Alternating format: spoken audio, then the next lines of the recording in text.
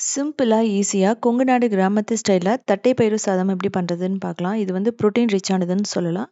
இதுக்கு 1 கப் பாசுமதி அரிசி எடுத்துட்டு நல்லா வாஷ் பண்ணிக்கலாம். இல்லன்னா நீங்க கொல்லம் ரைஸ் கூட யூஸ் பண்ணிக்கலாம்.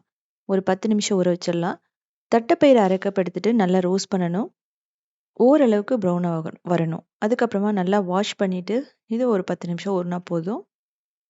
குக்கர்ல எண்ணெயும் நெய்யும் போட்டுட்டு கடுகு, பெருஞ்சீரகம், வெங்காயம், பச்சை மிளகாய், அதுக்கப்புறம் கறிவேப்பிலை, பூண்டு, இஞ்சி போட்டுக்கலாம். பெருங்காயம் ஒரு 1/2 டீஸ்பூன் போட்டுக்கலாம். தக்காளி 1 இதை போட்டுட்டு நல்லா ரோஸ்ட் பண்ணணும். இந்த பச்சை வாசனை போகணும். இதில் குழம்பு மிளகாய் தூள், உப்பு, மஞ்சள் தூள் போட்டுட்டு இதையும் நல்லா வதக்கணும். இப்போ கொத்தமல்லி தூள் போட்டுட்டு நம்ம தட்டைப்பயிறு தேவையான அளவு தண்ணி ஊற்றிட்டு இதை மூடி 5 விசில் மீடியம் ஃப்ளேமில் வச்சா பர்ஃபெக்டாக சாஃப்டாக வெந்துடும். இதுக்கப்புறமா இன்னும் ஊற வச்ச தண்ணியை அப்படியே ஊற்றிட்டு உப்பு தேவையான அளவு போட்டுக்கலாம்.